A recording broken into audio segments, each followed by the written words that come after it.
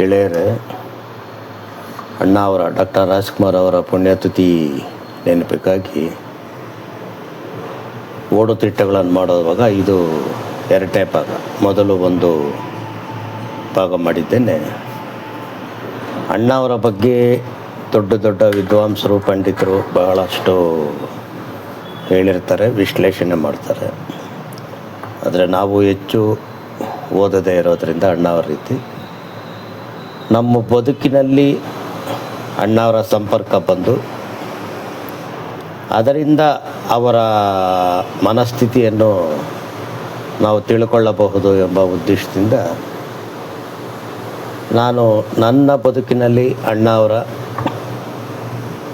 ಸಂಪರ್ಕಕ್ಕೆ ಬಂದ ಒಂದೆರಡು ಘಟನೆಗಳನ್ನು ಹೇಳ್ತಾ ಬರ್ತೀನಿ. ಮೊದಲನೇದಾಗಿ ದೂರದ ಬೆಟ್ಟ ಚಿತ್ರೀಕರಣದಲ್ಲಿ ರವೀಂದ್ರ ಕಲಾಕ್ಷೇತ್ರದಲ್ಲಿ ಅಣ್ಣಾವರನ್ನು ಭೇಟಿ ಮಾಡಿದ ಒಂದು ವಿಷಯವನ್ನು ಹಿಂದೆ ಹೇಳಿದ್ದೆ. ಈಗ ನನ್ನ ಬದುಕಿನಲ್ಲಿ ಚಿಕ್ಕ ವಯಸ್ಸಿನಿಂದ ಅಣ್ಣಾವರ ಅಭಿಮಾನಿಗಳಾಗಿ ನಾವು ಬೆಳೆದವರು. ನಮ್ಮ ಮನೆಯವರು ಯಾವಾಗೂ ಅಣ್ಣಾವ್ರ ಸಿನಿಮಾಗಳನ್ನು ತೋರಿಸಿ ಅವರ ಬದುಕಿನ ರೀತಿಯನ್ನು ನಮಗೆ ಕಲಿಸಿಕೊಟ್ಟವರು. ಎರಡನೇ ಘಟನೆ ಏನು ಅಂದರೆ,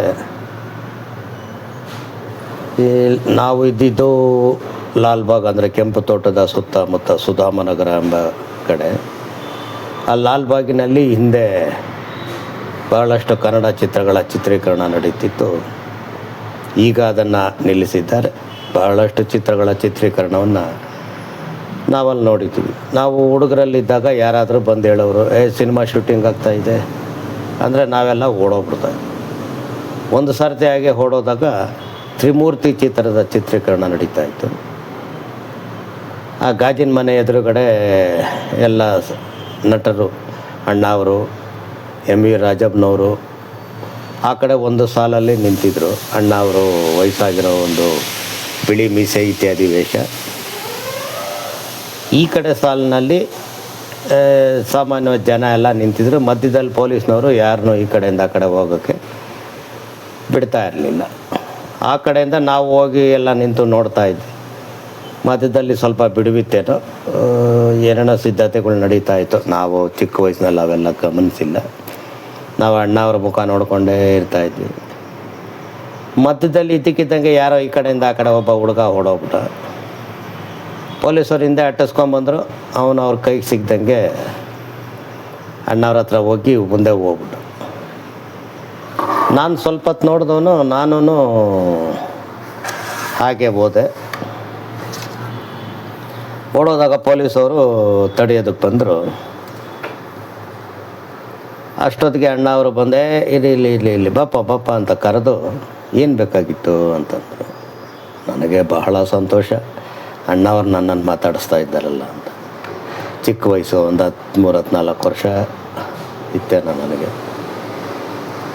ನಾನೊಂದು ಚಿಕ್ಕದೊಂದು ಪುಸ್ತಕ ಕೈಯಲ್ಲಿ ಹಿಡ್ಕೊಂಡಿದ್ದೆ. ನಿಮ್ಮದು ಸೈನ್ ಬೇಕು ಅಂತ ಕೇಳಿದೆ. ಓಹೋ, ಸಹಿ ಬೇಕು, ಏಕಾಗಿ ಅಂದರು. ಇಲ್ಲ, ನನಗೆ ಬೇಕಾಗಿತ್ತು ಅಂತ. ಆಯಿತು ಅಂತ ಆ ಪುಸ್ತಕ ತೊಗೊಂಡು ಸಹಿ ಮಾಡ್ತಾಯಿದ್ದೆ.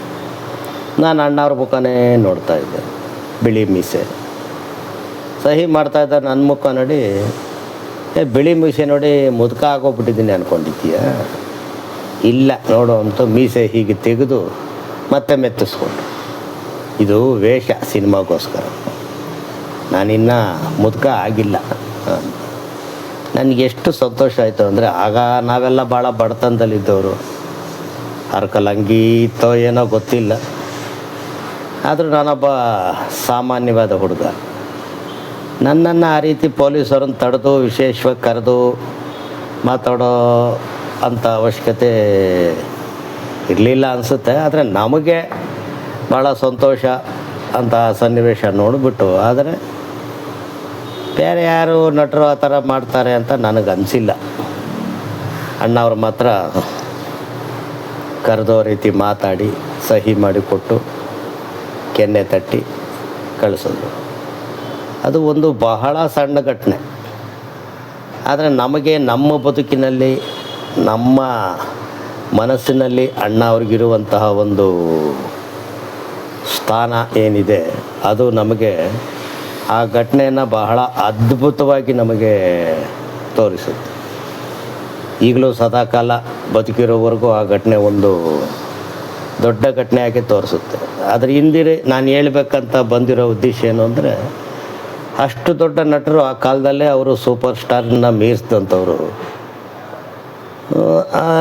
ಚಿತ್ರೀಕರಣ ಸಮಯದಲ್ಲಿ ಬೀದಿಲಿ ಎಷ್ಟೋ ಜನ ಬರ್ತಾರೆ, ನಿಂತಾರೆ, ಓದ್ತಾರೆ.